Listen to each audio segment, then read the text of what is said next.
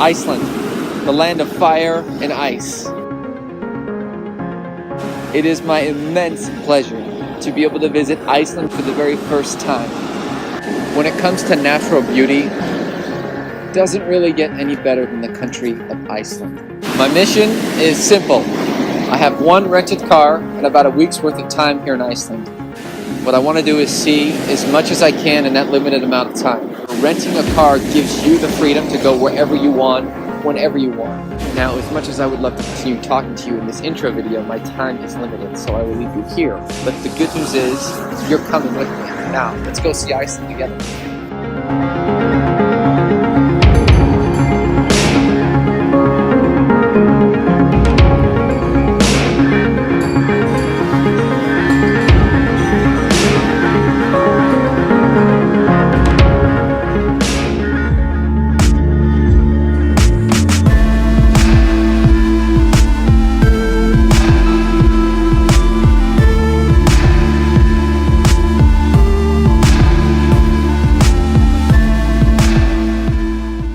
To hiking and trekking, Iceland just might do it better than any other place on earth. At the very top of the list when it comes to hiking in Iceland is the Laugavega Trek.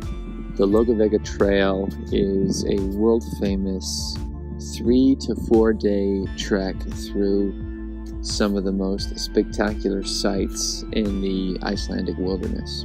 The Laugavega Trail is actually only available for a few months throughout the year. It opens up around the start of July and is walkable from July, August, and into September. The starting point of the Laugavega Trail is a place called Landmannalaugar. They also call this place Tent City, since when you get here by bus, you'll see all these tents propped up right at the beginning of the Laugavega Trail. So obviously it's a very popular spot to start the hike. Really what Landmannalaugar is known for is the color of the mountains. So these mountains they call rainbow mountains because you look at them and they are all types of different colors.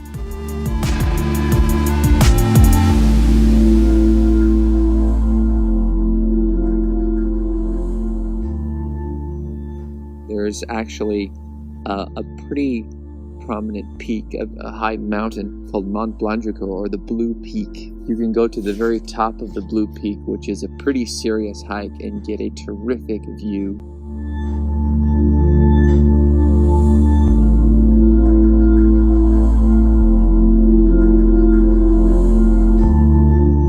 Welcome to the summit of Mount Blanjuka, otherwise known as the Blue Peak.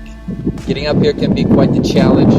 It takes anywhere from an hour to 2 hours depending on your level of fitness, but I would encourage you to push through the tiredness, push through the sweat, push through the difficulty, because when you are up here, you get a sight of all the beauty that Iceland has to offer. On one side, you see the mountains with all of the colors. It's no surprise they call these rainbow mountains because you look at them and you see almost a light pinkish color, a dark brown, green. To the other side, you see hills, volcanoes, and lakes, geysers with steam popping up. It really is the quintessential Iceland postcard getting up here. It's called the Blue Peak. It gets its name from the shimmering blue-black color of its sides. One cool fact is that the rugged terrain that you see here when you climb up literally was formed out of lava. So you're walking on an old lava-formed mountain. From here you get a good shot of the Landmannalaugar campsite. You can see all the tents that look like little puny ants. One thing to keep in mind if you are coming up Blanjuka is to take your time. Don't make it a race, especially if you are here in the summer months. You have all the daylight in the world. I say that just because some of the gravel can be a little bit loose. and it's not worth slipping off the side of one of these drops here, because the drops seem like they don't end. It's safe to say that if you do take on the Blue Peak hike, it will be one of your favorite hikes you've ever done. Once you are up here, enjoy the view, take it all in, and congratulate yourself on a terrific view. Those of you who are hiking enthusiasts, who love to push yourselves and enjoy being in one of the most beautiful places in the world, should definitely consider hiking the Logavega Trail.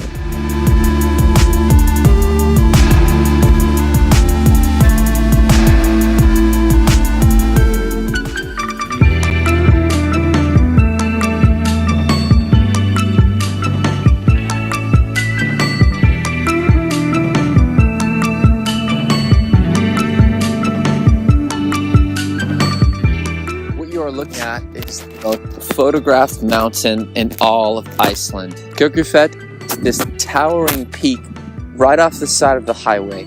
If you're at this part of western Iceland, it's impossible to miss. Next to Kirkjufell is actually Kirkjufellfoss, which is this three-tiered waterfall that is just gorgeous. On the opposite side of the waterfall is where you can take that really well-known shot of the waterfall on one side and the mountain on the other. Where we are now is just around this lake, just about a 5-10 minute walk from where the waterfalls are at the Kirkjufell entrance. So it's relatively close enough for a day trip. And if you are going to Reykjavik, certainly put this on your itinerary, even though it is a few hours away. You see just how gorgeous it is and how isolated this peak is. It's something kind of straight out of a Disney park or a Disney story. It really is beautiful, and you can spend as much time here at the lake, at the waterfall, and certainly enjoy the scenery.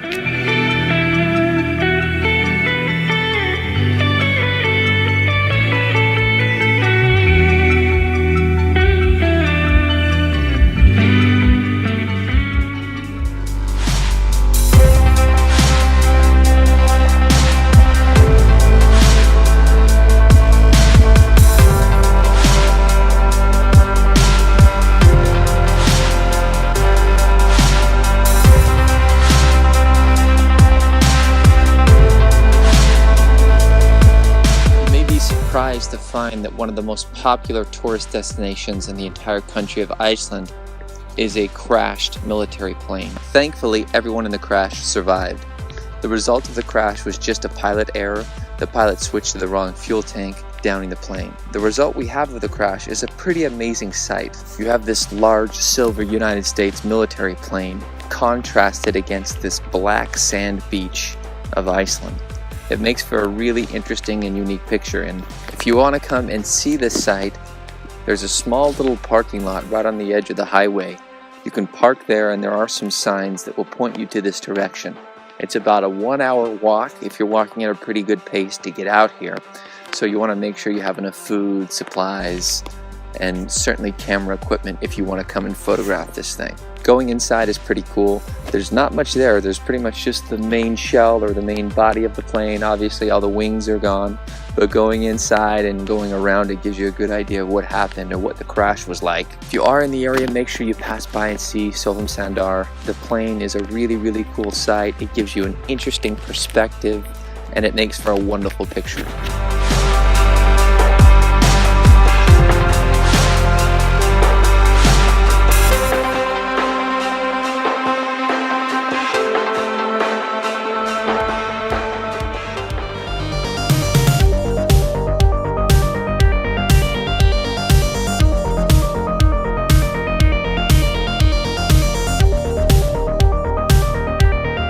Willing to bet that you've probably never seen a beach quite like this, otherwise known as Diamond Beach. There are a few things that make this beach really unique. First of which is the sand. We're on a very fine black sand. I'm sure that goes back to volcanic roots somehow. They call this place Diamond Beach for a reason. Upon the shore, large chunks of ice come washing up, and they look like diamonds in the sun. So on a day like today, where it's relatively sunny, I won't say warm, you have these chunks of ice wash up on the shore and reflect the sun to give the appearance of diamonds. Now these chunks of ice are coming because there's a giant glacier on the other side of the beach. This glacier provides the ice that floats around and makes its way to the beach. It is nice and sunny out, and the sun does provide a little bit of relief from the cold. However, this is not your traditional beach in that this isn't a place you probably want to stick your toe in the water. In fact, you want to be careful of that unless you want hypothermia. The sand really is cool. I actually put some in a little container and I'm going to keep it with me. I've never seen sand like this before. It's pure black and very delicate. It's quite a drive to get out here. It's about 4.5–5 hours from Reykjavik, but the drive is absolutely worth it when you get out here to see the way that these chunks of ice reflect the sun on the beach. Diamond contrasted with the black sand. It really is cool, and it's worth your time. So if you have the time and you're able to get out here, you should definitely plan on it, because not only can you see Diamond Beach with the black sand, you'll also be able to see a real-life glacier, which not a lot of people get to see.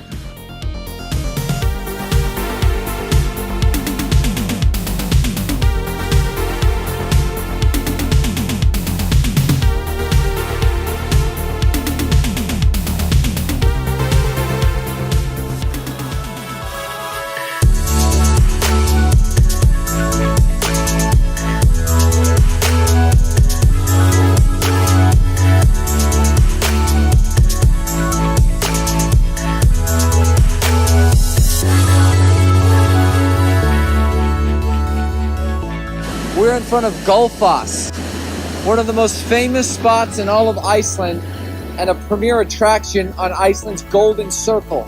It goes without saying that this waterfall has some serious firepower. In fact, so much so that early in the 20th century, it was considered using this waterfall as a power resource. There was speculation about harnessing so much power from this waterfall that it could eventually generate electricity. Gullfoss is a waterfall that cascades in 2 stages.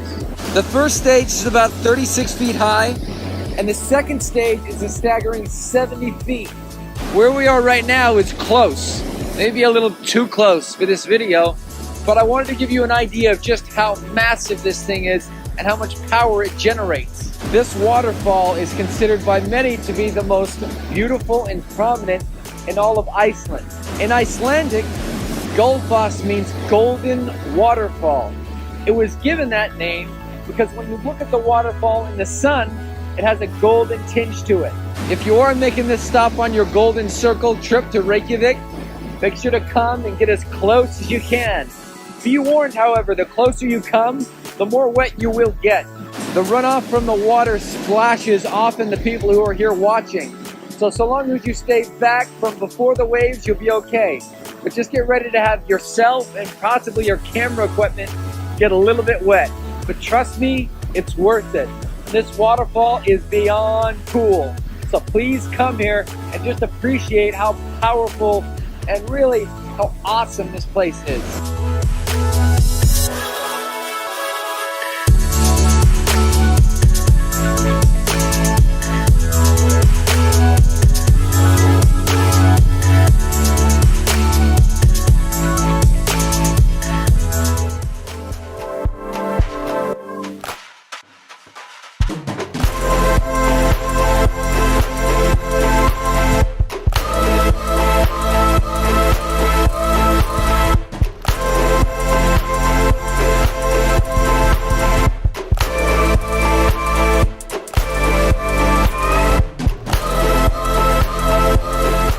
About every 5 to 7 minutes in the center of the geyser hot spring area, you see the Great Geyser.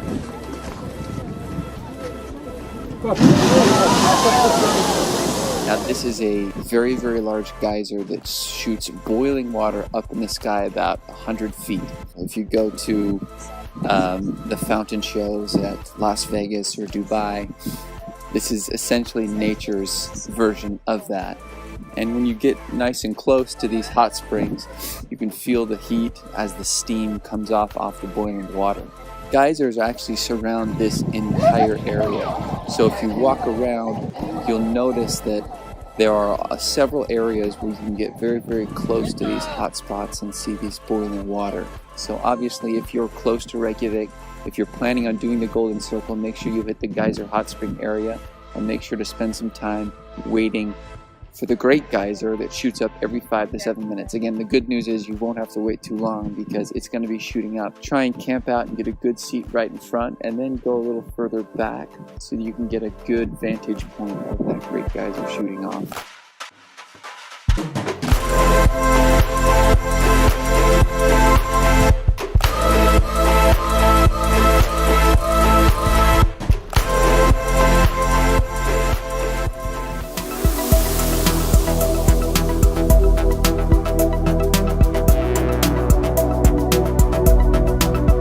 If it's not on your list already, be sure to put Seljalandsfoss as one of the go-to waterfalls to visit. What makes this waterfall so unique is that you can go behind it. Having a path that you can hike, run beyond the curtain of the waterfall, gives you that really unique perspective that you don't see really anywhere else. When you come here to visit Seljalandsfoss, just be prepared to get wet. Obviously, being this close to a waterfall, you're going to get a little bit of water on you, especially if the wind blows. Seljalandsfoss is a terrific location and one you should definitely put on your list. In a country with so many terrific waterfalls, it's hard to find one that's so unique, and yet we have.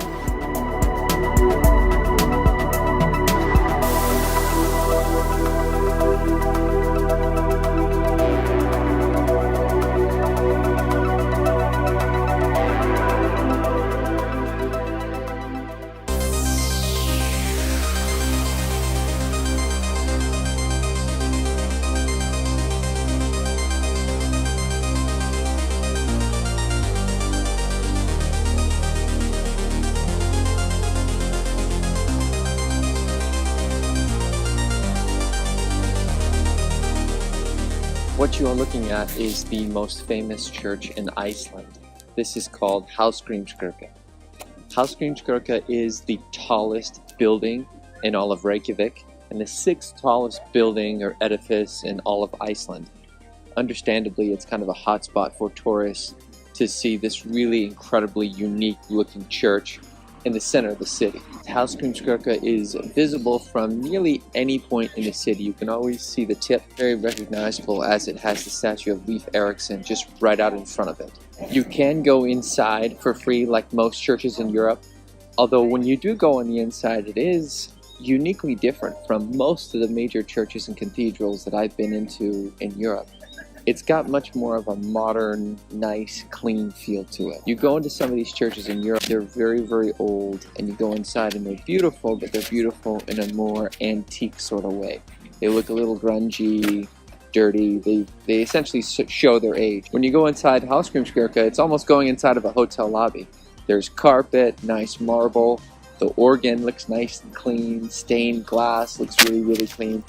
It's well lit. It's not dark on the inside, and I was almost a little bit shocked and surprised by that, because most of these big churches you go into in Europe have a very much of an old school feel.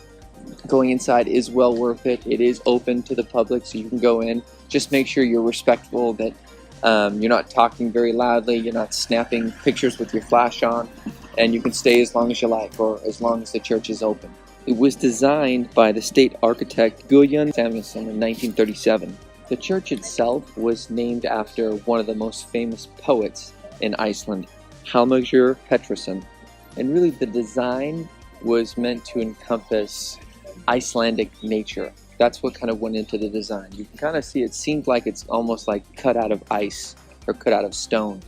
One common misconception about the church is that it's often confused or labeled the Cathedral of Reykjavik. It is not. The Cathedral of Reykjavik is actually in a different spot. This is just probably the most well-known church if you are in Reykjavik.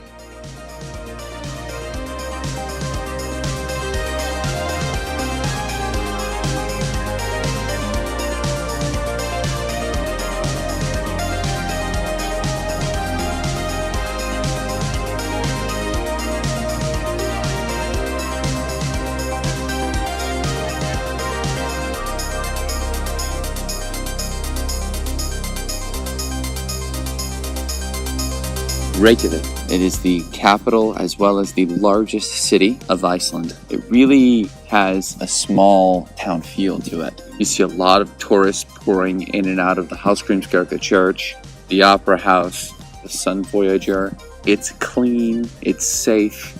Overall, it's a very wonderful, charming city.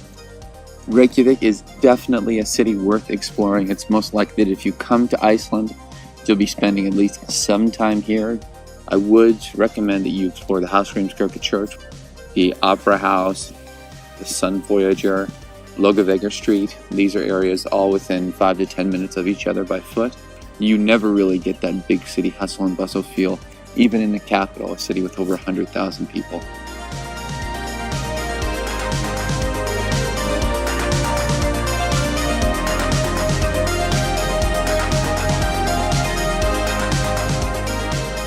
One thing you may have to get used to if you visit Iceland in the summer is just the amount of time that it's light outside.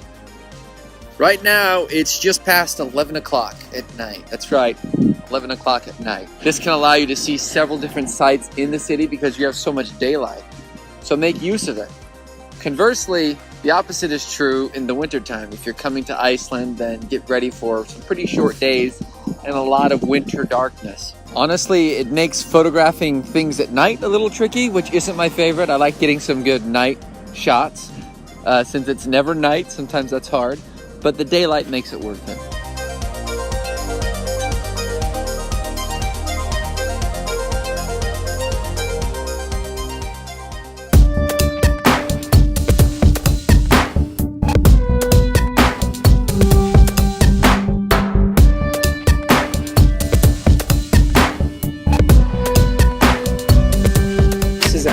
A lava beach. The sand here, which is black, was made out of ash. There are actually several lava beaches here in Iceland, but this is probably the most famous one.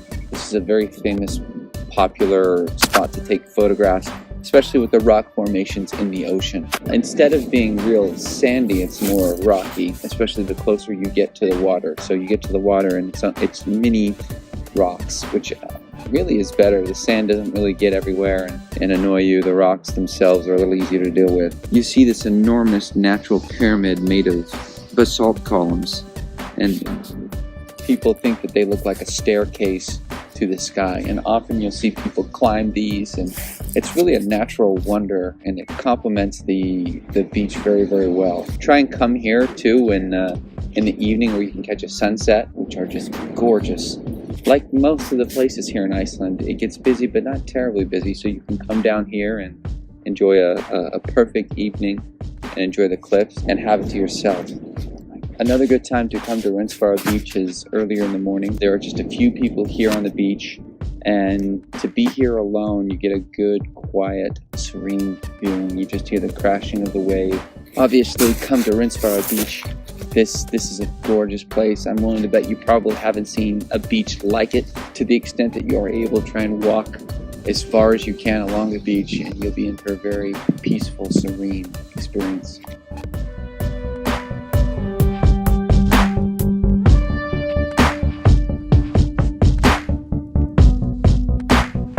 There are some pretty cool tall tales associated with Rensfara Beach. For example, the famous columns that you see when you first get out on the beach. Legend has it that these large basalt columns were once trolls trying to pull ships from the ocean onto shore. However, according to legend, the trolls went out too late, dawn broke, and the trolls were turned into stone. So aside from having beautiful beaches and just organic natural beauty, there are also tall tales and legend associated with the beach that makes it all the more interesting. So the closest village to Rensfara Beach is a city called Vik.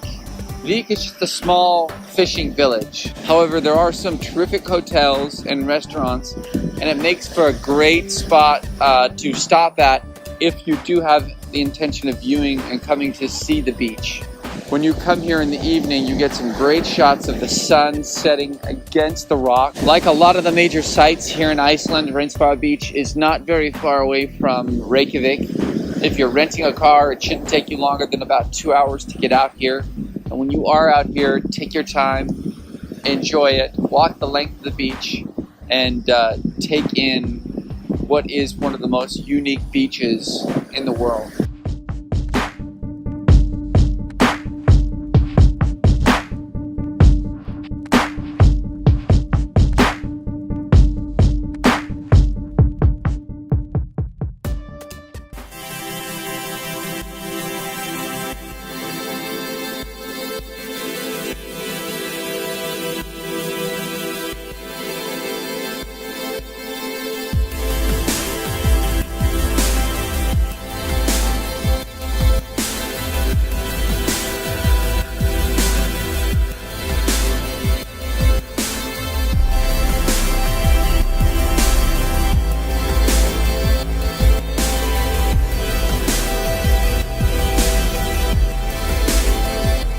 So, are you impressed yet?